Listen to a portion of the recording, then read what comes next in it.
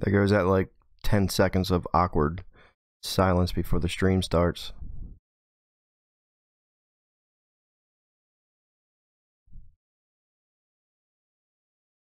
What is going on, guys? It's another Tuesday, another live stream, 7 p.m. Eastern Standard Time every Tuesday. On this live stream, we're going to talk about how to make a food plot and roughly how much that food plot is going to cost you. And that's what we're going to talk about in this video.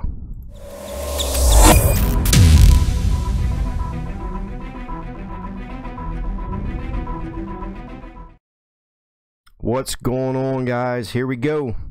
Another live stream. We're going to give this a few minutes. Get some people in here. I hope you guys are doing good. I hope you guys are feeling good. As always, let me get the chat. Oh, what happened? Get the chat rolling here. Pop the chat out. We'll get the video up here. Just like so. Alright, that's looking good. Looks like we're live. Alright, here we go. What's up, Danny? What's up, hunting and stuff with J&J? Tuesday, another Tuesday. Can't wait for spring. It's been snowing all day. Yeah, we're actually supposed to get some snow here this afternoon, or later tonight, I should say. Not a whole bunch, but maybe like 2 or 3 inches or so. Won't be too crazy. W. Giberson, what's going on, buddy? Brent Westbrooks, what's going on? Thank you guys for joining the live stream. Hopefully this live stream will help you guys, because I know there's always tons of questions about food plots, how to put food plots in, how much the food plot's going to cost. And the trick is to keep it simple. I think a lot of times people like to overcomplicate things, and it just makes it too complicated. And in your mind, you might think that a food plot is going to cost you, all kinds of money. But if you just keep it simple and relatively easy, you can have a successful, palatable food plot that you guys can benefit from. So, what's up, Carl? What's going on, buddy? So, if you guys are joining in, if you could please share this live stream out, it's greatly appreciated. Interact in the chat, ask questions, interact with each other. I'll try to get to all your questions. And again, we're live every Tuesday at 7 p.m. Eastern Standard Time. All right, so as mentioned, we're going to talk about food plots. There's a couple things I want to talk about real quick before we get into that. Basically, I just got off the phone with, I don't know if any of you guys have heard of Sad Daddy hunting blinds. They make box blinds, tower stands, and all that. Well, we came to an agreement, and they're actually going to be a partner for this year. Sad Daddy hunting blinds. So I'm super happy about that. We still have to figure out a way to get the blinds up here because they're in Alabama. So we have to figure that whole process out there. But welcome them aboard, Sad Daddy hunting blinds. I'm pretty excited about that, especially with the new lease property that I got. So things are going good. I hope you guys are doing good. What's up? I love the channel, learning a lot. Thanks, man. Appreciate that. What's up, Gregory? Good to have Gregory back here in the live stream. Hunting and stuff. Always in the live stream as well. Thank you, guys. So, what's up, Timothy? Glad to have you here, guys. So, food plots. We all like food plots. James Miller can't see or hear me. Can everybody hear me okay? The video looks like it's coming through. Can everybody hear me? On 2 acres, it works.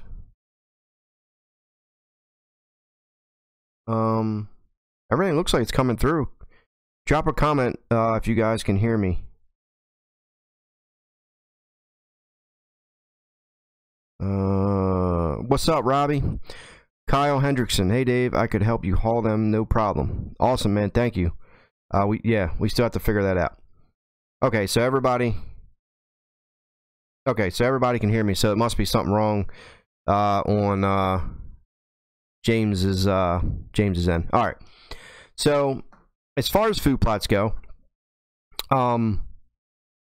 we all love food plots. Not everybody does food plots, and that's okay. That's perfectly fine. But food plots is just one of them things that have kind of, grown on us over the course of like the past maybe 15 years or so. So, I mean, they've been around a little bit longer than that, but they've kind of really, really exploded over the course of like 15 years. And I'd say within the past 7 years, 5 years, they've blown up even more. So they're a hugely popular thing to do nowadays. And there's a lot of different ways you can do them. Don't get me wrong. There's so many different ways. And there's, 1,000 different ways that people are going to tell you to do them. You have to do it this way. You have to do it that way, in order for it to grow.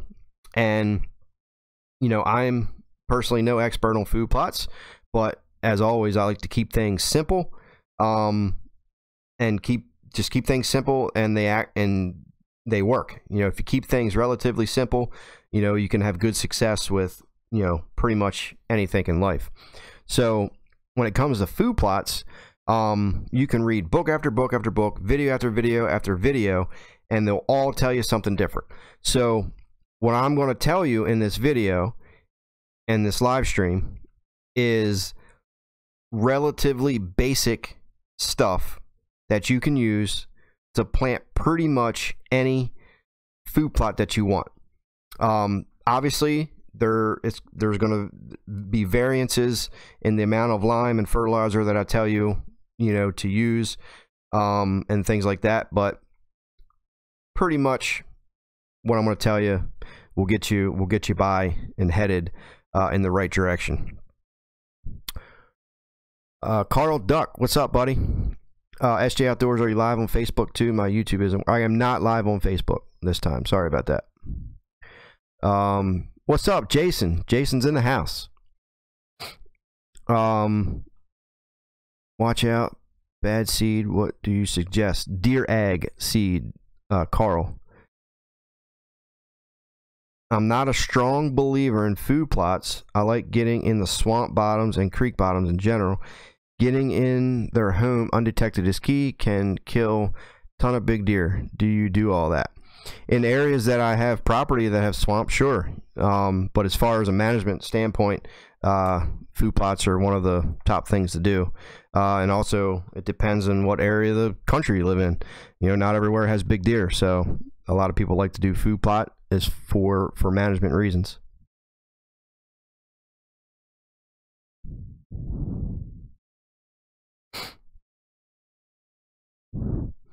James had to back out and come back in. Awesome. So we're good there. Awesome, James. So with food plots, depending if you're putting a food plot in the woods or in a field or pretty much anywhere really, you have to get a soil sample. There's so many times where people will go to plant a food plot and they just simply will skip this step, and it's in my opinion, it's 100% necessary as far as your pH level goes. I don't really care about anything else. All I really want to know is your pH level. So most of the time, I would probably say 99% of the time, 95% of the time, you're going to have to add lime. Typically the soils, depending on what type of soil is, whether it's a sandy soil or clay or something like that, you're going to have to add some lime. In sandy soils, loose soils, the lime is going to act a little bit faster, just because the sandy soil and everything's so loose, the lime can spread through it a lot more easier. So that's your first step. You have to get a soil sample, because if you don't, and you go to plant your food plot, you spread the seed and all this other stuff, and you're going to have most of the time you're going to have a horrible result, and then you're going to get discouraged, and then you're not going to want to plant food plots anymore. Lime is relatively cheap, so today, throughout the day, I wrote some notes down on on how much lime and everything, and calculations that I typically do. So I wrote all that down just to give you guys a breakdown on that to help you out with that. So if you have a pen, if you have a notepad, something that you want to write all this down, be sure to get that out, write it down, because it's relatively simple and it'll get you in the right direction. James, we're going to get to that right now. So when you're checking, James had a good question there. Holy cow, my pH was 3.4. Wow. Yeah, that's that's pretty low. You're going to need a lot of lime. So when you're testing your pH, I did this last year and I made a video about it just to see how accurate it was. But they sell pH testers that you can buy. It's like a probe, you stick in the ground, and it's like a little needle. It'll tell you how acidic or neutral your pH is. In my opinion, they don't work. They don't even really get you close. The other ways to check pH is they sell strips, like little pH strips. They have a different color on them with a bunch of little tabs, and you dip it in some water mixed with the soil, and it'll tell you your pH. Well, I had a lab test the pH, and I compared it to what this strip said, and it wasn't even nowhere near close to what my lab result test said. So they are not very accurate at all. Your best bet is to spend $10 or $8. Go dig some dirt up in the soil where you plan on planting your food plot. Take it to your closest feed store, most feed stores, or something like that. Usually you'll be able to drop that off, fill some paperwork out, and they'll send it to a lab, and you'll have the results back in a month or a week or so. Typically, I think they're like $8, $10 at most, but it's $10 that's going to be spent in one of the most important times of this process and planting a food plot. It's $10. Get a soil sample. Depending how big the field or whatever it is that you're planting is, you might have to get multiple dig multiple areas of dirt up, but put it in a bucket, mix it up, and then dump it into a bag and take it to your feed store.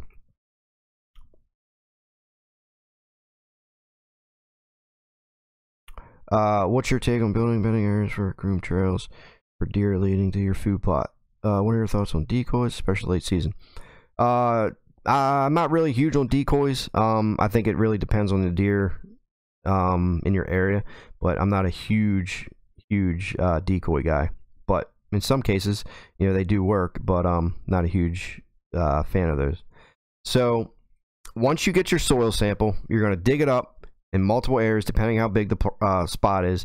You're going to take it to the store, to your feed store, drop it off, fill some paperwork out, give them a $10 bill, and they're going to call you in a week and say, hey, got your results.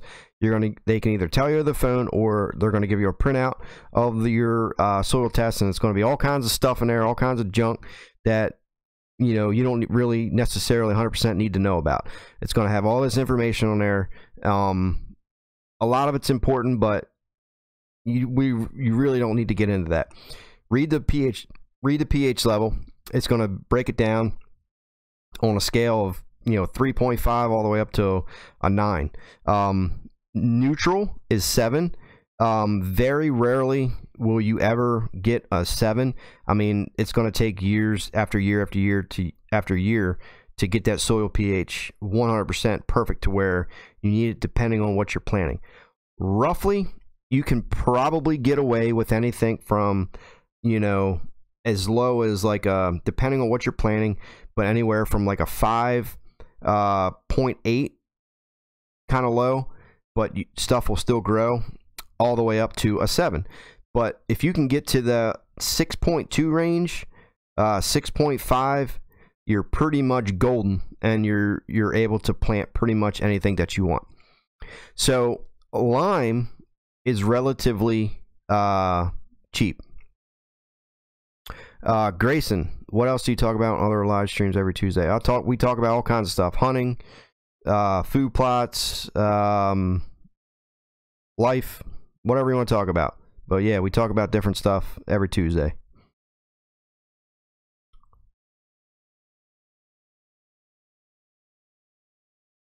James Miller, how deep should you go into the soil? To get samples? I took samples in high school and we had a tool that would go several inches. Yeah, they do sell tools to test it. I usually just typically use a shovel, just to, like I said, just to keep it simple. But you definitely want to go down roughly about 4 inches or so, maybe 4 or 5 inches.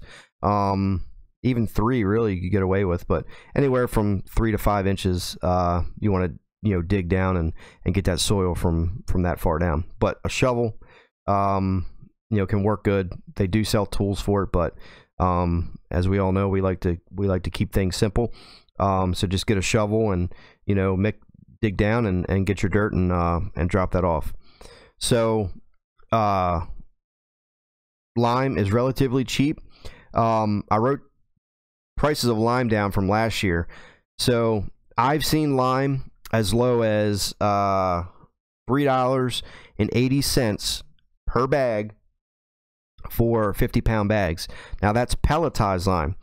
Pelletized lime is easier to spread. It reacts quicker in the soil, but doesn't last as long. So you'll have to add it probably more times than you would have to add like a powder lime. The powder lime is just, you can use it. It doesn't act as quickly as the pelletized lime, but you're gonna get longer results out of it. It's gonna last longer in that soil. It's gonna maintain that soil pH longer than it will with the pelletized lime. Me personally, I like to keep it simple, so I just buy the 50-pound bags of pelletized lime. You can get a handheld spreader or something like that to be able to spread it to make it easy. They also sell little ATV attachment spreaders that you can put on your ATV, and just drive with your four-wheeler and spread it out. So I've seen it as low as $3.80 for 50-pound bags. Now you can go to Lowe's, Home Depot, an Agway, Tractor Supply, any kind of feed shop. I usually get mine from either Lowe's or Home Depot. That's the cheapest place that I found it. I have seen it, in certain areas where it goes up to like $4.50, $4.80, something like that. But the lowest that I've seen it is $3.80 for 50 pounds. Now, you're going to hear all kinds of different things on how much lime that you're going to have to add. So in this whole process here, we're going to refer to an acre of food plot. Now, depending on the soil, you're going to have to add more or less. So if you get your pH results back, and let's just say you're at a 5.5 on the pH scale. You get your result back, they tell you, okay, your soil is a 5.5. Well, on powder lime, disc or no disc the area before planting. We're going to get to that in a couple minutes, John. Yeah, get to that in a few minutes. So, on powder lime, you're probably going to have to add, it's always a rough guess of 1,000 pounds of lime per acre to raise that point 1 point. So if you're at a 5.5 and you need to get to a 6.5, roughly you're going to have to add 1,000 pounds of lime to get to that point. Now with the pelletized lime, you can probably get away with a little bit less lime. You can maybe cut that in half to get that pH up, but it depends on that soil. So if you have like a more clay soil, you're going to have to add more lime per acre to raise that pH up. If you have like a sandy soil, it's going to work its way through that soil more quickly than it would like a clay soil or something like that. But roughly you can probably cut that in half with a pelletized lime and just say 500 pounds of pelletized lime per acre. So the 50-pound bags, if you get 10 bags, you're looking at $38 if they're $3.80. you're looking at, you know, roughly $38 for enough lime per acre. So if you, depending on what that number is, so the lower the number, the more you're going to have to add. So if you have to add 1,000 pounds of lime, you're still looking under $100 in lime.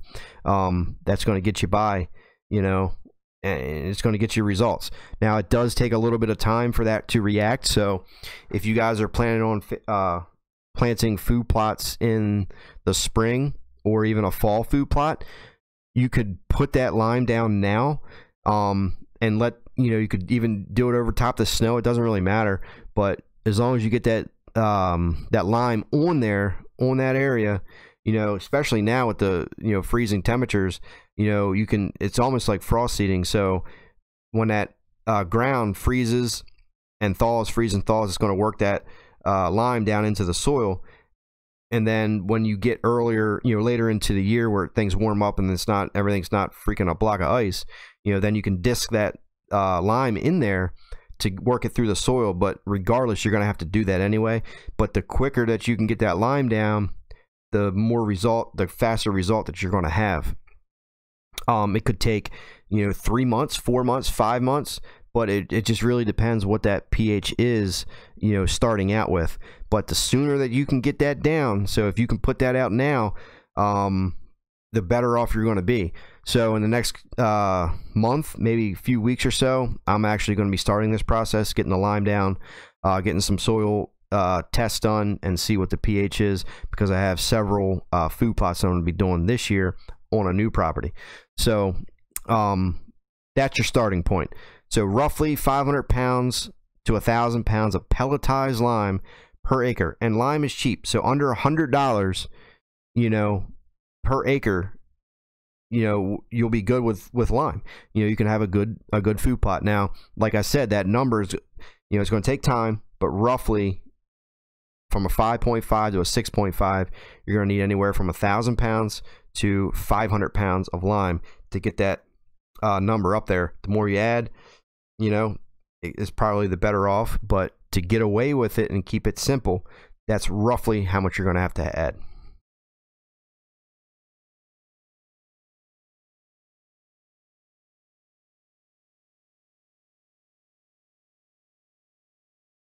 How long does it take to work? Yeah, roughly a few months.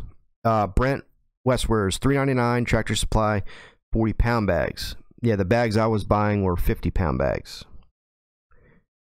Wow, I have to spend a lot per acre in the sandy soil to raise it almost 4 points. Yeah, you were down pretty low, down to a 3 something. That's it's pretty low. All right. So once you got that down, you get your lime, you can spread it down as quickly as possible. You can do a hand spreader, or you can spend, I think, like $80 or something and buy like an ATV spreader to get that lime down. But that's that's probably the most important step, is lime. I've seen so many people, friends, you know, plant food plot and they just throw some seed down and it won't grow. It does not grow.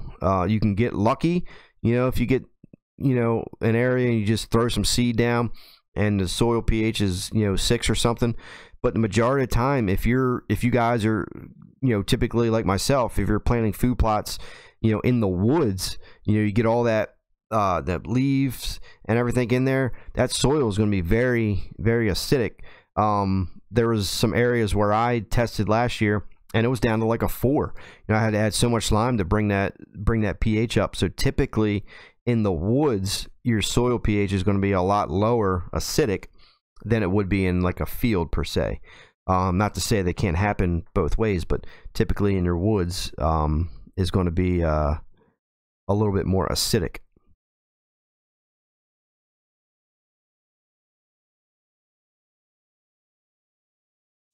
Does antler grow affect soil pH, or does it fertilize your food plot?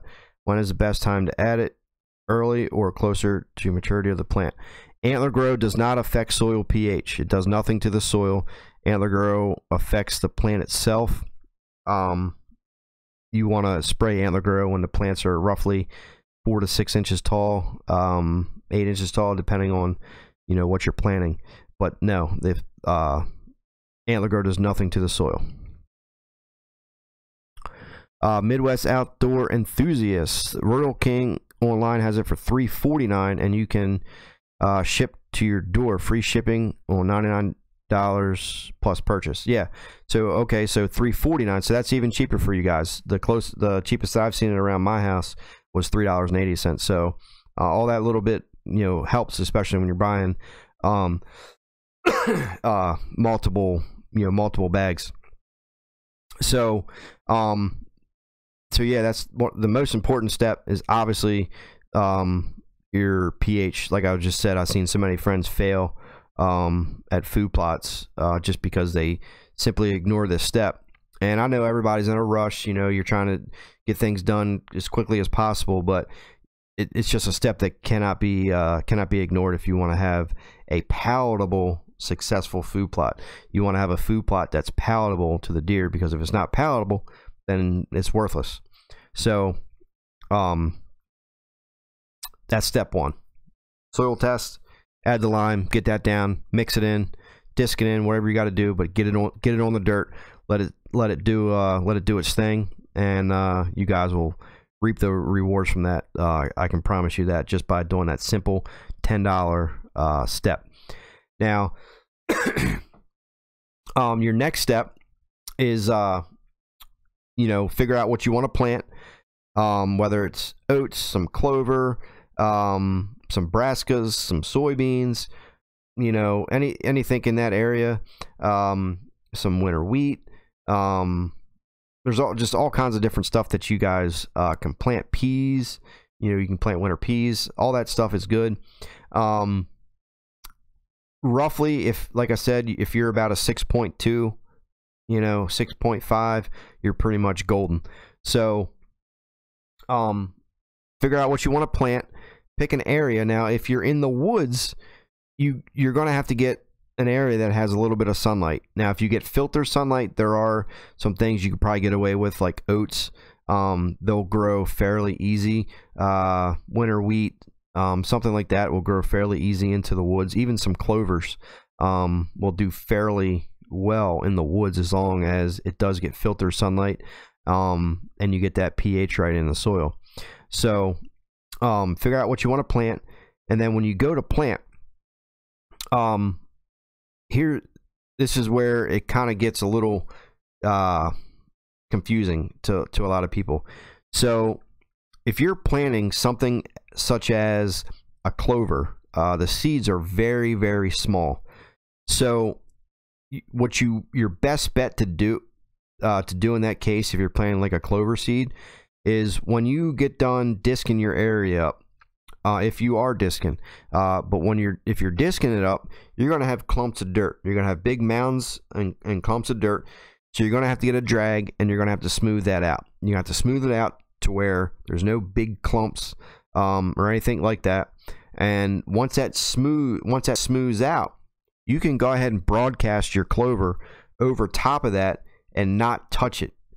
You just broadcast it over and just leave it alone. You don't have to, rake it back over or anything like that. Just broadcast that out, because over time, that seed's going to work its way down into that soil. And especially if you can time it perfectly with the rain, that rain is going to beat that soil, or beat them seeds down into that soil, and it's going to naturally, cover the soil up. So a lot of times, depending on what you're using, but you can make a mistake by covering the seeds up too much with dirt, and they're not going to germinate. They'll just sit there and they won't germinate. They'll rot and they'll just die. They won't germinate at all. So with that smaller seed, you can let the rain and nature do its thing and beat that seed down into the dirt. Now if you're planting like a larger seed, such as soybeans, peas, or something like that, those cases the seed is relatively big compared to like a clover seed. So that you're going to have to rake it over, do a drag, whatever you have to do there to get them bigger seeds covered with the soil. That way you do get good soil to seed contact, which will allow them to germinate.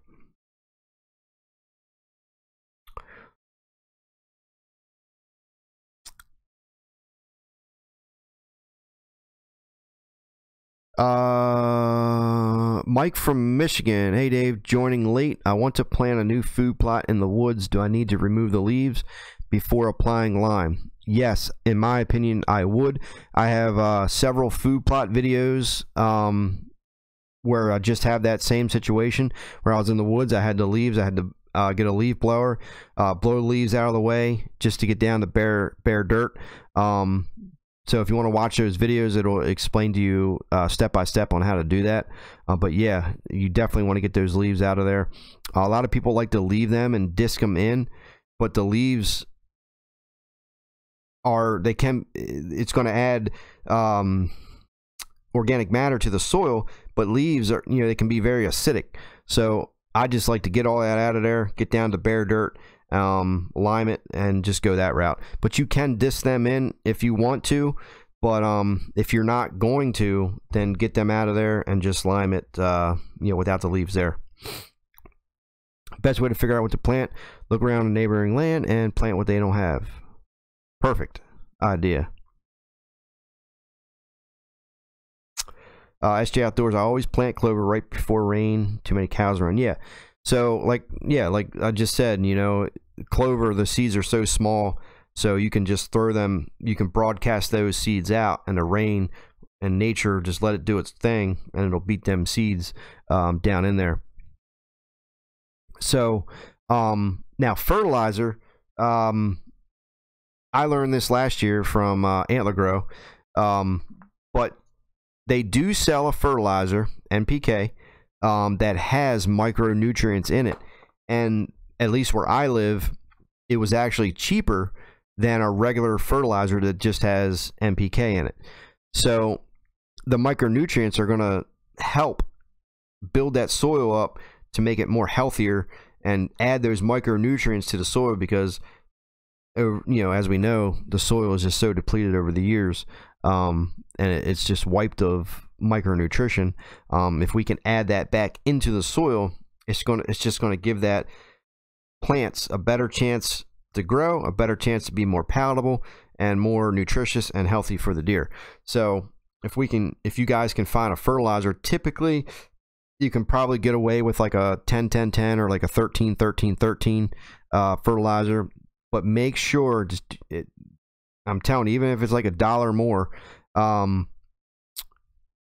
get that fertilizer that has a micro nutrition package in there, because it's just going to help you, that much better. It's just another simple step, and it's just going to help you out.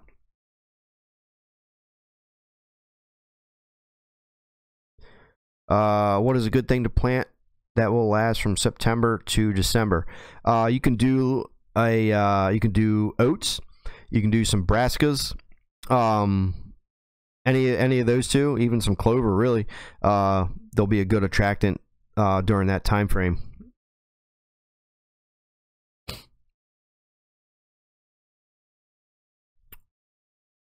So yeah, oats, probably, I would say oats is probably one of your easiest things to grow. It's very palatable to the deer, but I planted that this year and it grew, no problem. So it's something easy for you guys to use, is the oats.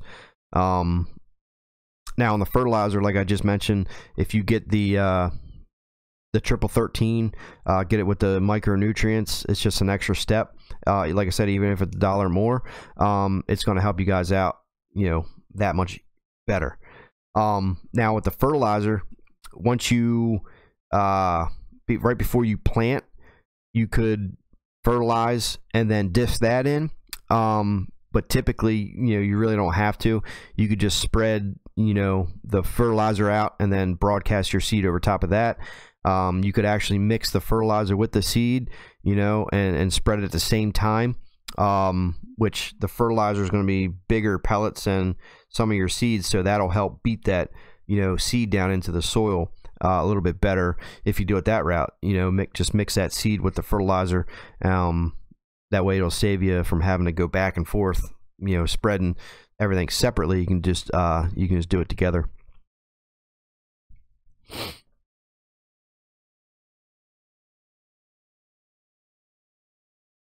So yeah, so you're looking at on $100 for lime. Now fertilizer, up my way, roughly triple 13 for fertilizer with the micronutrients in it.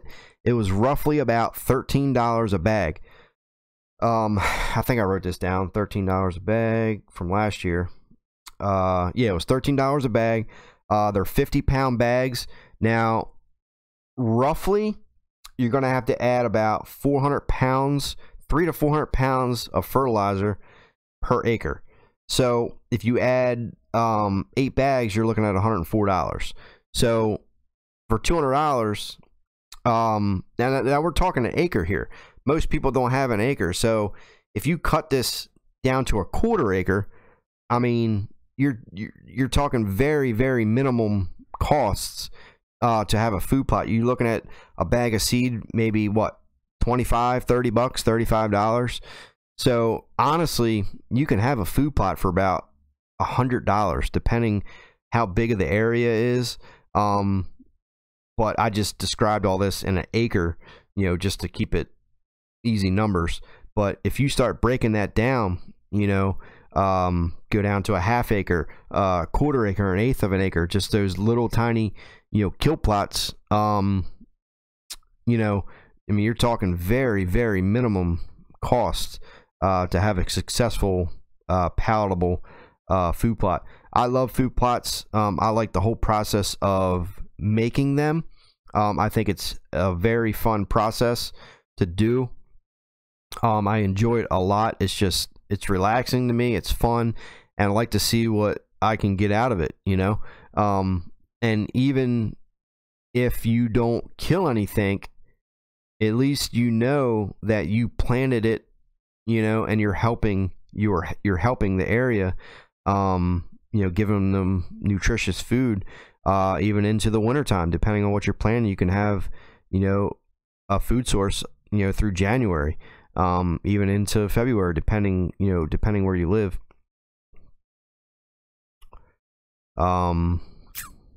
Yeah, so under $100, you guys can have a successful food plot.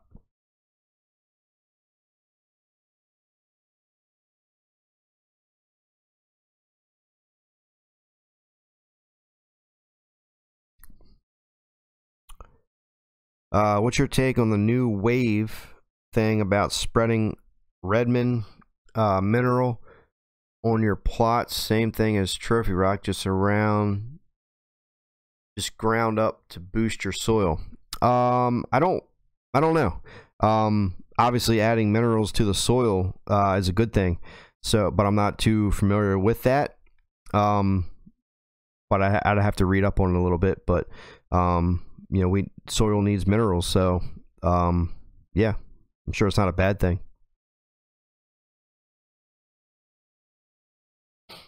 Chickens pop in my home garden and work well for fertilizer, but I don't think it'll raise the pH levels as well. I could be wrong. I've heard of, my grandfather used to farm and all that stuff, and he used to use chicken, anything he could get his hands on, cow manure and all that, and it just, from what I remember him saying, was that it, like you just said, it didn't really work as far as raising the pH levels. It's good for fertilizer, but not pH levels.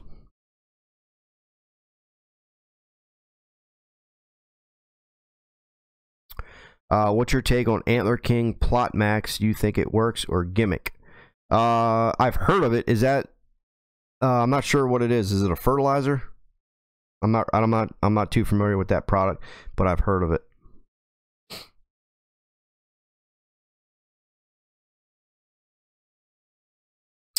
There are tall weeds in my field. Should I bush hog it before I plant or leave the weeds up?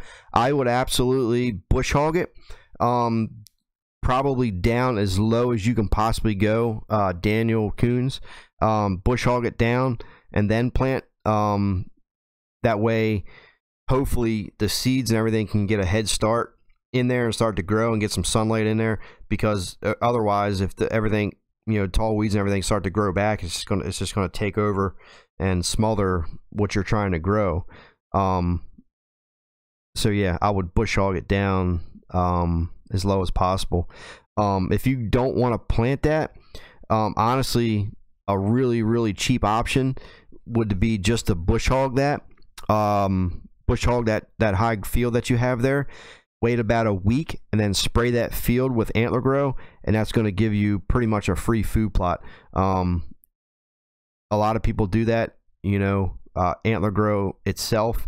That's one of their favorite things to do, is just bush hog a field, spray it, and then about a week later, because once you cut it, you're give it about a week for those new leaves and everything everything's fresh and tender, starting to grow back.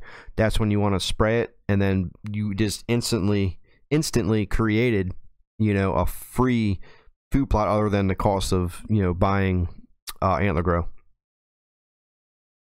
It's a soil conditioner that's supposed to raise pH and make more foliage. If that's what they advertise it as, I don't know 100%, but I would say that it's probably a gimmick.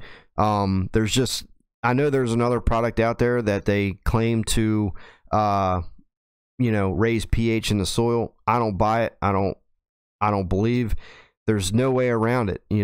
I mean, if you're talking a gallon jug, you have to look at it like this. If you're talking a gallon of liquid, okay, for an acre of food plot, or an acre of soil, that's going to raise your pH level, but yet it takes 1,000 pounds of lime to actually move that number, raise the pH. I mean, come on. So yeah, I don't think it's going to work the way that it says. I think that is 100% a gimmick, in my opinion.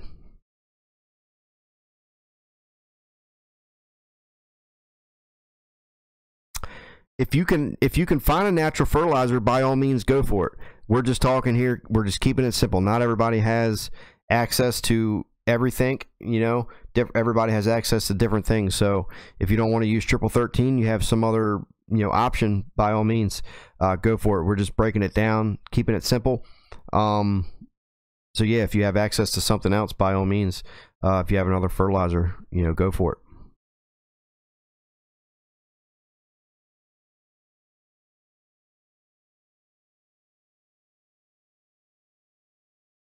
SJ Outdoors, that's what I was thinking. The limes only try. Yeah, man. I mean, you have to think about that. It's a gallon jug of a liquid trying to cover an acre of soil, trying to raise the pH, when it legitimately takes 1,000 pounds of powder or pelletized lime to remove that number. I mean, it's just I don't buy it. I don't think that it works. I think it's just one of those things. Like I said, I don't know. I don't have personal experience with that, but yeah, I mean, you can use your own thoughts on that and come up with your own idea about it. Lime is the only way to get the levels up to where they need to be. Everything else on the market in gallons has to be a gimmick. As far as pH, yes, there's a lot of stuff out there they sell for raising pH levels and everything, and I think it's a gimmick.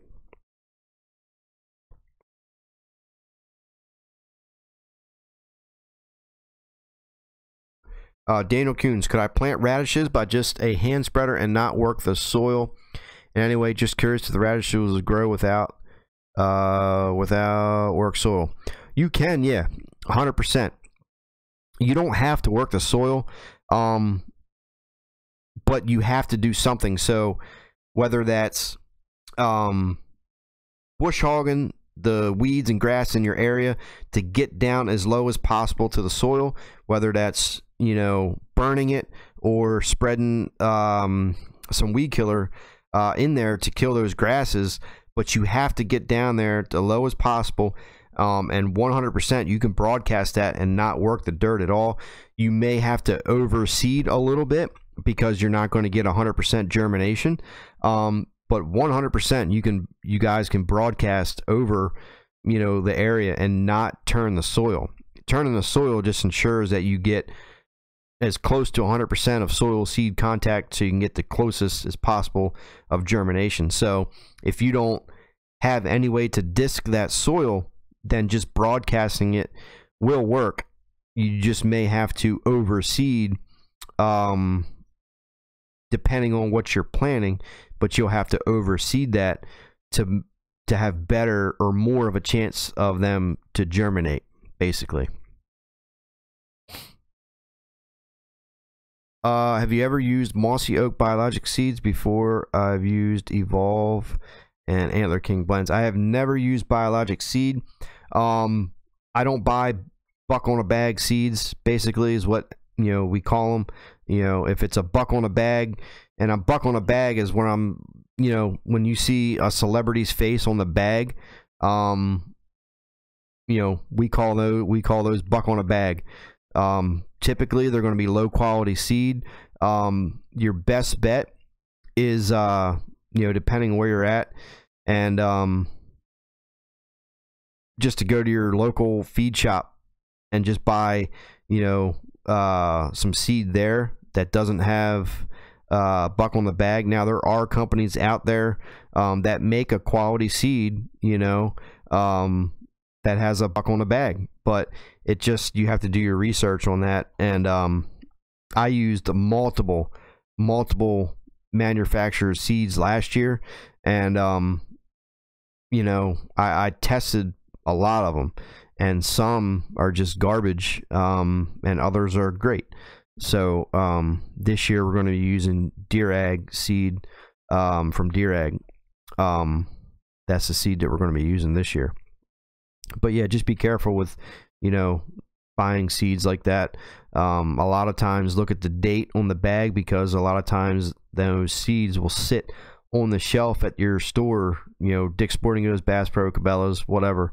Look at the date on the back. It's going to tell you the date where it was last tested, the seeds were tested and everything. Look at that date, because if it's, a lot of times them bags will sit there for, you know, months to a year, and it's just old seed. You know, if you can have a, you know, you can fail on a food plot very easily if you go that route. So just be careful with what you're buying.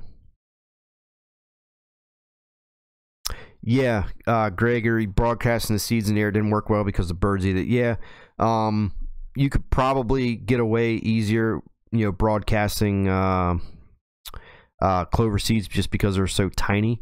If you start broadcasting like soybeans and peas and the larger seeds, as even oats is a large seed, the birds and everything will eat them fairly quickly. So you may have, in those cases as well, you may have to overseed to compensate for birds, even hogs, whatever's in your area. Damien, should we take the soil pH samples now? 100% take them now. You can take them anytime. Your best bet, because, you know, planting season's right around the corner. So if you can take the soil pH test now, drop them off at a lab, and like I said, for $10, you know, you can get that test done, and most of the time you'll have the result back in a week, 10 days. They'll call you, they can tell you what it is, or you can go pick the report up.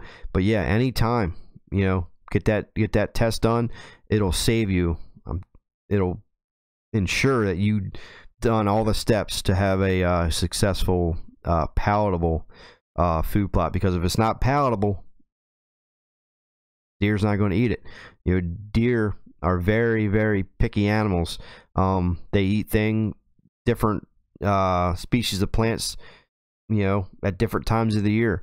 So and they know what's healthy and what's not. Deer will seek out the most nutritious plant available to them. So if it's not palatable, if it's not healthy to them, they're not going to eat it. So if you have a acidic pH, you know, you're not going to be able to pull those nutrients out of the soil into that plant, and it's going to be no good to them. So the higher that number you can get, closer to 7 as possible, the more tasty that plant is going to be to them, and the more successful of a food plot that you will have.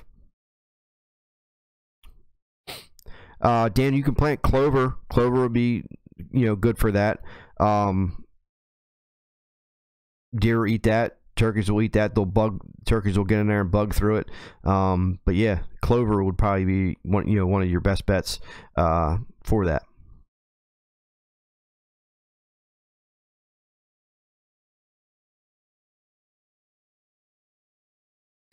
What was the other question there?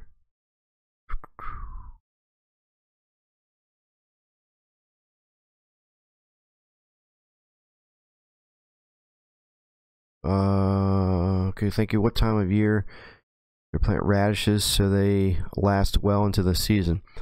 Depending on your area, what state you're in, you would have to look at the manufacturer to see what they recommend. But roughly, ended toward the end of July, early August, mid-August, even in September. Just depends on what state you're in. But your best bet would be to look and see what they recommend. Just because you got that line there, from north to south, to where those times, have variances in them when they want you to plant. So, but it could be anywhere from, mid-July, early August, even into September, really. Should give you enough time to have a successful standing crop, later into the winter. Can't talk. Could I combine radishes and clover together? Absolutely. Brassicas, clover, radishes, anything like that. You can mix that together. You can even do oats. Mix those in there. Anything like that would be very beneficial and relatively easy to grow. Yeah. But yeah, you could definitely combine those together, and you'll have a good standing, crop for the deer and even turkeys.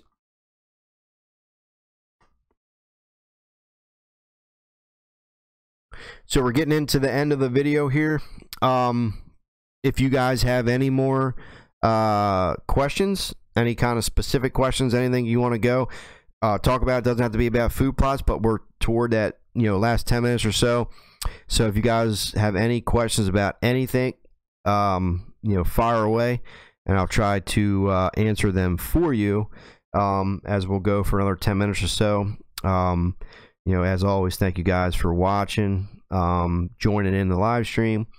Hopefully you guys find the information useful. And like I said,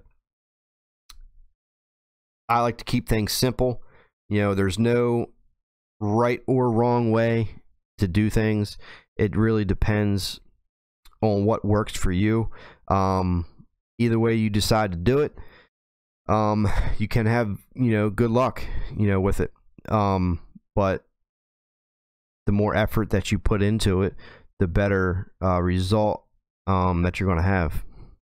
But like I said, all rough, just a rough draft of everything on what to use, how much to use. It'll get you, in the right direction to get you going. Now, everybody, Jeff put this a good way from Antler Grow. When people think of food plots, you think of like a picture on a postcard, beautiful looking, perfectly shaped food plot. Well, it doesn't have to be like that. Deer aren't going to pick out a food plot just because it's shaped in a pretty shape, or a particular shape of something, or what it looks like. A food plot is a food plot. You know what I mean? It doesn't have to be like a picture you'll see on a postcard. As long as that plant is nutritious, the deer's going to eat it. They're going to seek it out, and they're going to pull deer off your neighboring property, and they're going to eat it.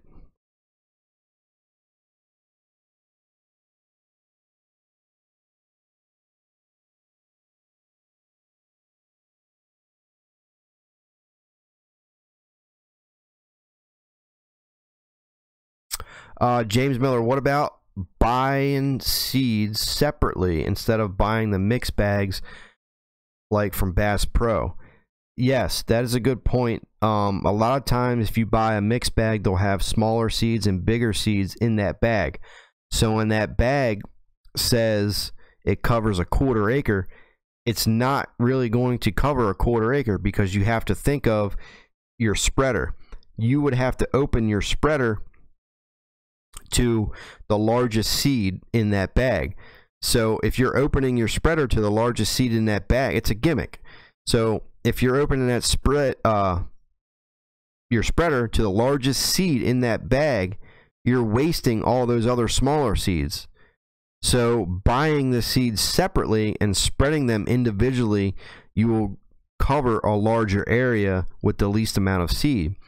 That's one of the reasons why this year we decided to use the deer egg seed, because when you buy a blend of seed, just for instance clover and soybeans, not that that would be a good mixture, but if they're in the same bag, soybean seeds are relatively large, clover seeds are very tiny. So I would have to open my spreader to that largest seed. Well, deer egg puts everything in one bag, but they divide the larger seeds from the smaller seeds. Therefore, you can spread the seeds individually and and when that bag says it covers a 1/2 acre, it legitimately covers a 1/2 acre. Daniel, what is the best time of year to plant clover? Frost seed it. February, March, something like that. You can frost seed it. You can, if you don't want to frost seed it, you can even plant it up in April, May, even June, really, depending where you're at. But if it gets really hot, then it's not going to be really good. But you can get that out and frost seed it. As that dirt freezes and expands and contracts, it's going to work them seeds into the dirt and allow them to germinate once it gets warm enough outside.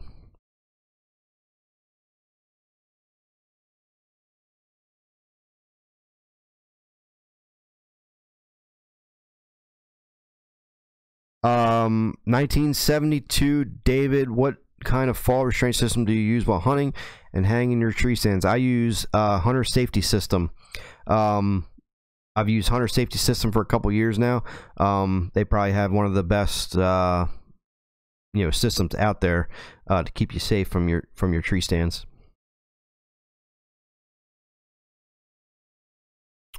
Well, we're pretty much around that hour mark, guys, so I'm gonna hop off here. Thank you guys so much for joining in, watching along. If you guys are new to the channel, if you could do me a favor and subscribe to the channel, it's greatly appreciated. As always, we'll be back here next Tuesday, 7 p.m. to discuss another topic. And I hope you guys have a good rest of the week. Hope you guys have a good weekend. I hope you guys staying healthy. There's a lot of people this time of year that's sick out there, so hopefully you guys feel good, doing good, stay healthy, have a good weekend. I think this weekend I'm going to my farm in Pennsylvania, have some work to do there. I have to get some soil samples, as we just talked about, and see what's going on therefore I can take the next step into getting that lime out there, getting the plots ready and everything like that. So with that said, thank you guys again. Subscribe, and I'll see you guys back here next Tuesday at 7 p.m. Eastern Standard Time. See you guys.